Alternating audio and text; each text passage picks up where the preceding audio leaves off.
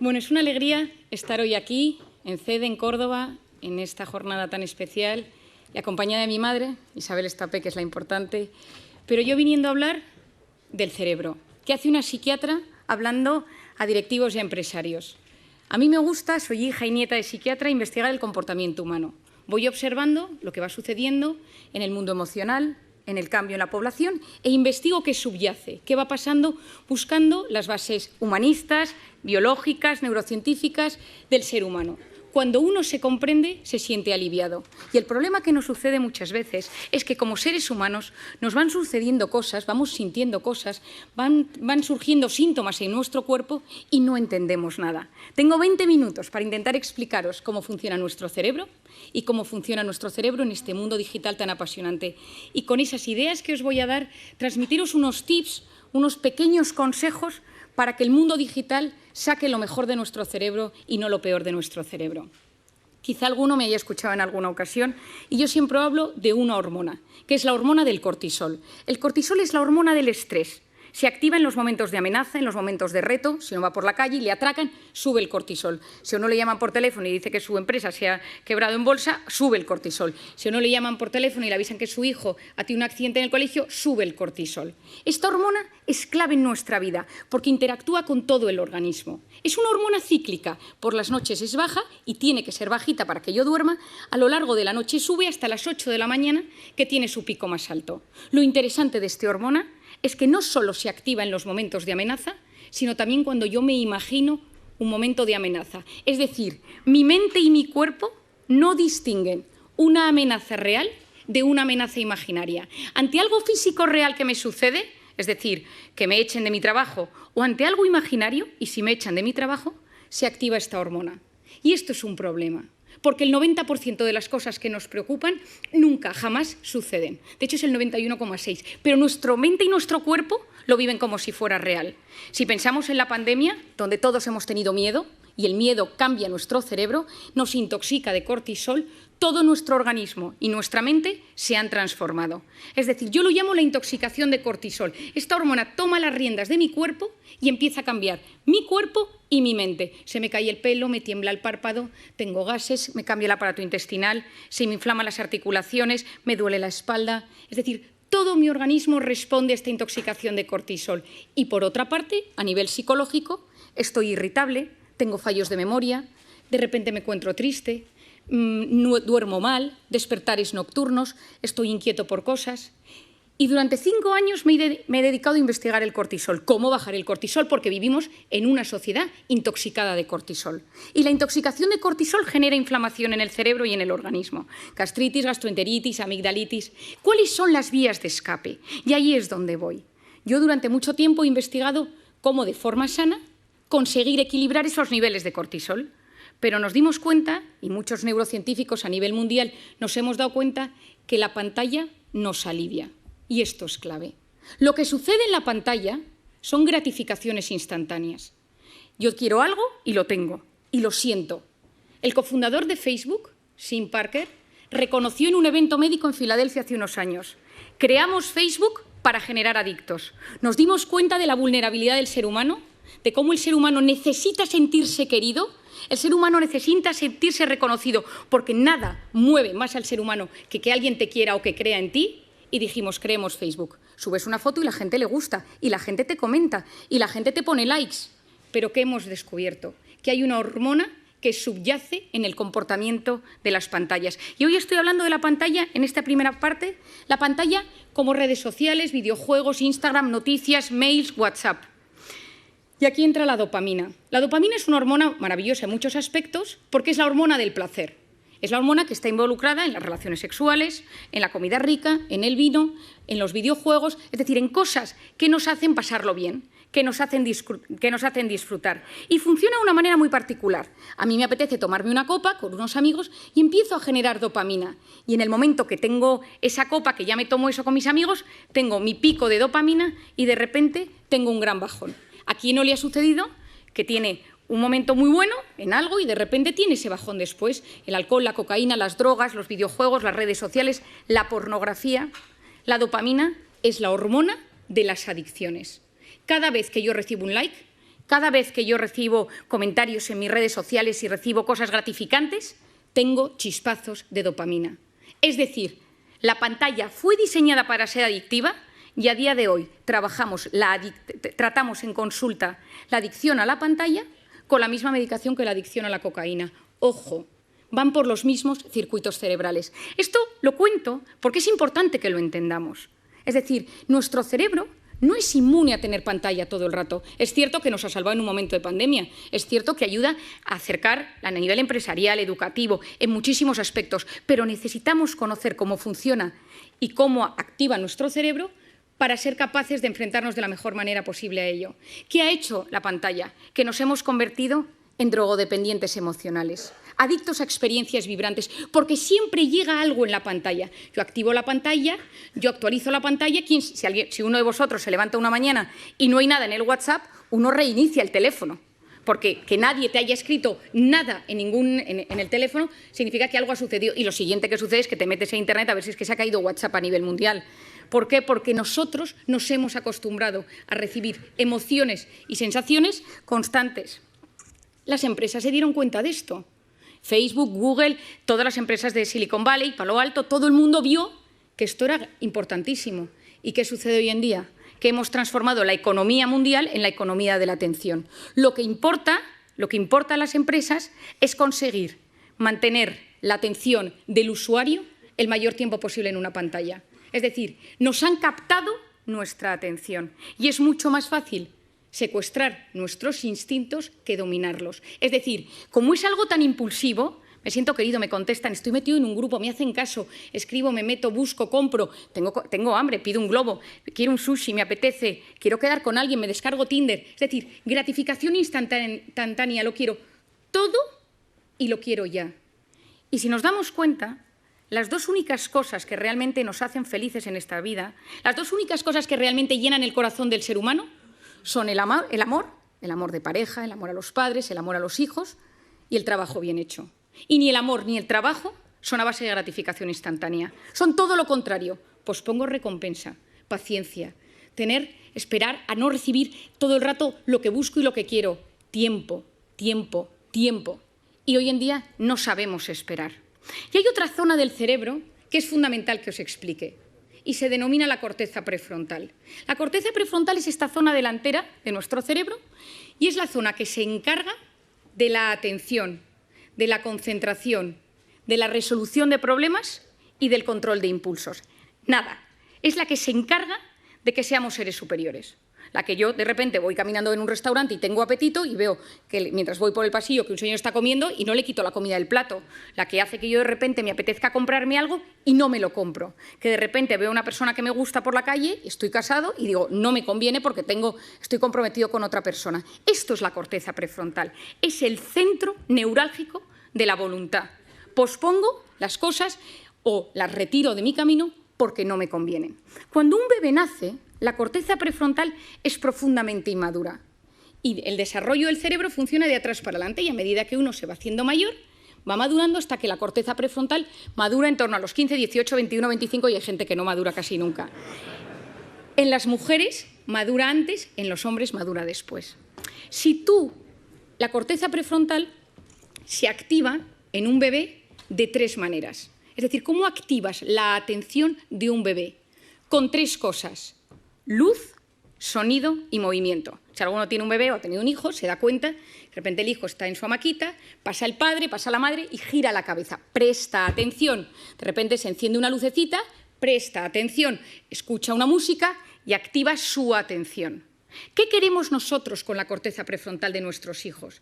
Que a medida que se van haciendo mayor, presten atención a objetos inmóviles, a un profesor, que estén sentados en la salita de espera, que vean una puesta de sol y les guste, que puedan ir a un museo, que puedan leer un libro. Es decir, que no solo se active su corteza prefrontal con la luz, con el sonido y con el movimiento, sino que también sean capaces de prestar atención a una conferencia. ¿Qué pasa si yo le doy a mi hijo una tablet, un iPad, lo que sea, con 6 meses, con 1 año, con 2 años, con 3 años? Y yo se la pongo. ¿Qué es la tablet? Luz, sonido y movimiento. Y el cerebro del ser humano funciona con un mecanismo que se denomina use it or lose it. O lo usas o lo pierdes. ¿Quién de nosotros tiene mejor hipocampo, centro de la memoria, desde que usa Wikipedia? Nadie. Todos se nos atrofió el hipocampo. ¿Quién de nosotros se orienta mejor desde que usa Google Maps para todo? Nadie. Porque nuestro cerebro, cuanto más utilizas herramientas externas, más se atrofian las herramientas internas. Si yo utilizo la corteza prefrontal siempre para estimularme desde fuera, luz, sonido y movimiento, ¿qué es lo que está sucediendo? Que la corteza prefrontal de los jóvenes no está madurando de forma correcta. ¿Y esto qué consecuencias tiene? Seguro que habéis oído hablar del famoso TDAH, trastorno por déficit de atención e hiperactividad. Falta de atención, falta de control de impulsos, corteza prefrontal. 10% de los niños del primer mundo medicados por TDAH. Medicaciones que no son inocuas. Hay veces que son necesarias. ¿Es solo la culpa de la pantalla? No es solo. Pero la pantalla no está ayudando.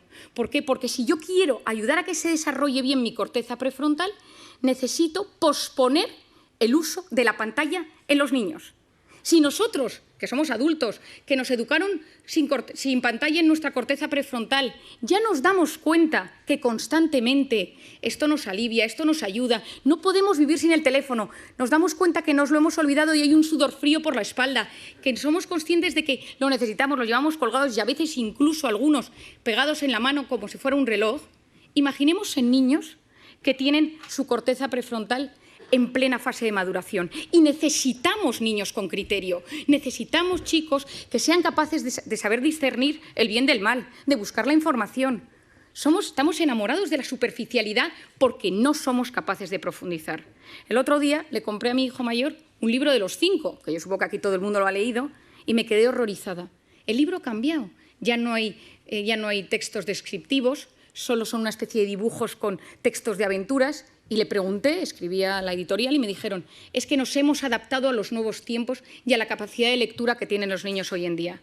Me quedé preocupadísima. Es decir, no somos ni siquiera capaces de leer.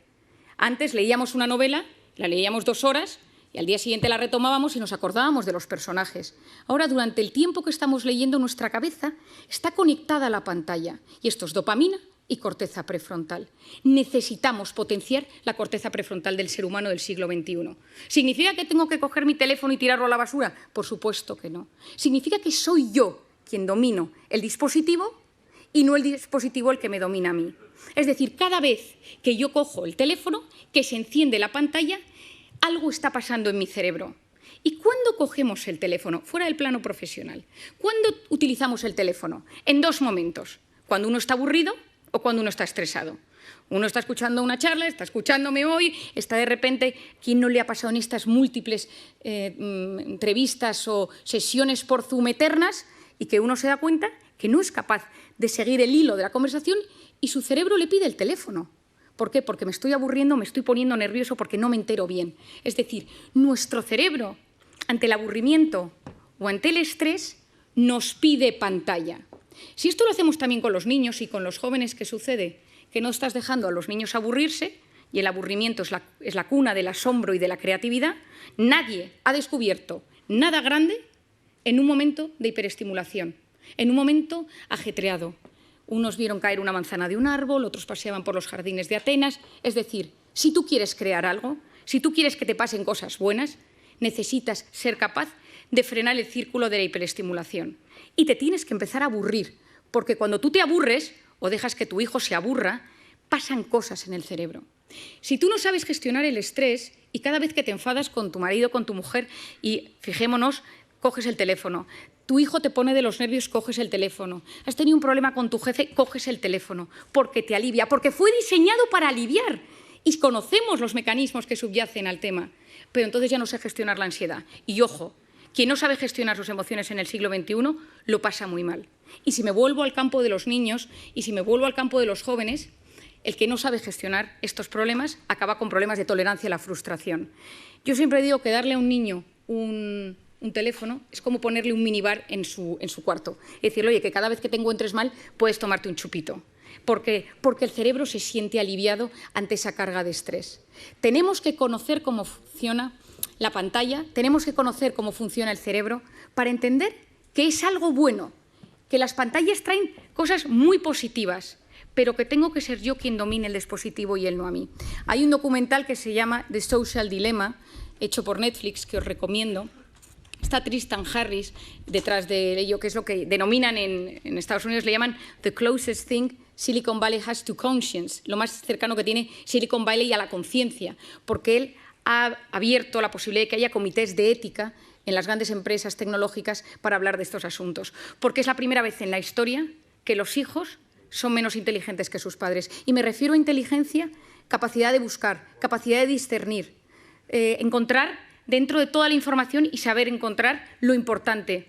Estamos en la era del exceso de información y de la falta de formación. Y encima estamos generando una sociedad que no sabe buscar lo correcto, porque ante el estímulo tu cerebro no te permite frenar, no te permite el silencio. Por lo tanto, tenemos mucho, estamos hiperestimulados, nos llegan demasiadas cosas y hay un fracaso en la gestión de la abundancia de lo que nos llega. No sabemos gestionarlo. ¿Qué creo que es lo importante? ¿Qué ideas os daría? La primera de todas, que yo la he recomendado en todas partes, en mis conferencias, en mis libros, a todo el mundo, quitar las notificaciones de la pantalla. Porque las pantallas, cada vez que nos llega algo, que puede ser un grupo del colegio de mi hijo, puede ser un grupo de amigos del tenis de los sábados, es decir, son cosas que hacen pequeñas activaciones de la corteza prefrontal que a la larga me la debilitan. Y que recordemos esto, necesitamos una sociedad con una buena corteza prefrontal. Potenciar esa corteza prefrontal posponiendo la recompensa. Me apetece meterme ahora a ver si me ha escrito alguien por WhatsApp. No lo hago. Me apetece pedirme esta comida ahora. No lo hago. Me voy a meter en Amazon y me voy a comprar esto para que me llegue mañana. No lo hago. Yo pospongo la recompensa. Mi padre, que es un gran sabio de la voluntad, siempre ha dicho, una persona con voluntad llega más lejos que una persona inteligente. Por otro lado, esculpir nuestra atención.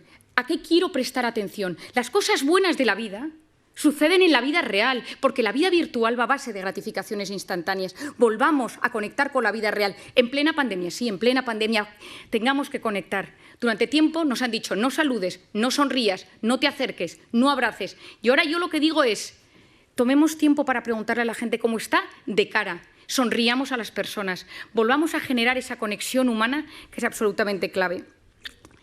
Y no quiero terminar sin hablaros de una cosa que para mí, y a pesar de que sé que es un ámbito que os va a sorprender, es fundamental. Os he contado que yo llevo varios años investigando el cortisol y siempre investigo las hormonas y la dopamina, la del placer, la serotonina, la felicidad, la oxitocina, la hormona del parto y de la lactancia. Y hace 2 años me sucedió una anécdota. Acababa de nacer mi tercer hijo, yo tengo 4 niños, y acababa de nacer mi tercer hijo y yo estaba en plena lactancia y estaba de baja maternal. Y me llamaron del hospital y me dijeron que estaban presentando un nuevo fármaco en Madrid y me acerqué con mi coche, yo tengo un Golf muy viejo que tiene muchos años, que está medio rayado, al centro de Madrid. Me puse mona, me subí a mi tacón y me acerqué, esto ahora os explico por qué os doy este dato, y entonces yo iba en el coche y dejé el coche aparcado en la planta -3 de un parking infernal en el centro de Madrid. Subí al hotel, estuve en la presentación, pero ya me tocaba volver a dar de comer al pequeño y volví al parking. Y cuando iba andando por el parking, veo que un tipo con mala pinta me sigue. Y entonces empiezo a ver que me sigue, empiezo a andar y digo, ay, que me está subiendo el cortisol. Soy muy consciente de mis cosas y empecé a notar que me angustiaba y que empezaba a no poder respirar y de repente, al lado de mi coche rojo, viejo, rayado, había un cochazo. Y entonces me dijo, dame las llaves. Y le dije, no, que mi coche es el rojo viejo, que este no es mi coche. Y entonces, en vez de darle las llaves, el móvil, la cartera, todo, me subí al coche, bajé el pestillo y arranqué. No podía respirar, me dio un ataque de pánico y encima era plenamente consciente. Taquipnea, taquicardia, no puedo pensar, corteza prefrontal, se me duerme la mano. Y me conocía todos los síntomas, pero no era capaz de relajarme. Arranqué, salí corriendo del parking y cuando subía por la Castellana, llamé a mi marido casi sin poder hablar, me han atracado por la calle, ¿y no qué? Y entonces, y tal, y mi marido, ¿pero te han secuestrado? No, me dio encima que se agobia, ¿no? Y yo, no, voy a casa, y llegué a casa, subí corriendo, y la persona que estaba cuidando del bebé me dio al bebé literalmente en brazos. Y entonces yo, corriendo, me lo puse al pecho para que pudiera comer, y entró mi marido en la habitación. ¿Pero qué te ha pasado? Y yo, con una calma sorprendente, le empecé a explicar, no, es que estaba en el parking, y un tío con mala pinta. Y me dice, Mario, ¿te has tomado algo? ¿Cómo te has relajado? Y digo, tienes toda la razón. Digo, este pico de cortisol tarda 6 horas en bajar. Digo, no es ¿cómo soy capaz? Y de repente me quedé mirando al bebé y dije, ¿y si la oxitocina de la lactancia bajar el cortisol y esta me puse nerviosa. Me metí en internet, me puse a buscar y efectivamente, si estimulamos la oxitocina, bajamos el cortisol. Y entonces me he dedicado estos 2 años a investigar la oxitocina. Como no nos podemos poner a lactar, todos los que estamos aquí, he buscado todas las maneras que existe para que podamos generar oxitocina. Y creo que nos encontramos en un momento de intoxicación de cortisol, de incertidumbre, de caos, de miedo, de reconfiguración, de readaptación, donde hay que potenciar la oxitocina. Es la hormona de la empatía, es la hormona de los abrazos. Lo que funciona son 8 segundos. Yo a la gente la tengo un poco cortada porque la abrazo 8 segundos, que la gente lleva 2 años sin abrazarse, y al tercer segundo le digo, relájate que quedan 5. Abrazos de 8 segundos bajan los niveles de cortisol. Mirar a alguien a los ojos y escucharle sin teléfono delante. Te escucho y no te juzgo. Estoy a tu lado. Me ilusiono de lo que me cuentas. Dedico tiempo a hacerte feliz. Esto es la oxitocina, es la hormona de los vínculos, es la hormona de lo que yo llamo las personas vitamina. Por lo tanto, en esta sociedad, en este momento donde todavía hay mucho cortisol, donde todavía hay mucho miedo, donde nos estamos adaptando, volvamos a la vida real. Potenciemos la oxitocina de las relaciones humanas y convirtámonos en personas vitamina. Muchas gracias.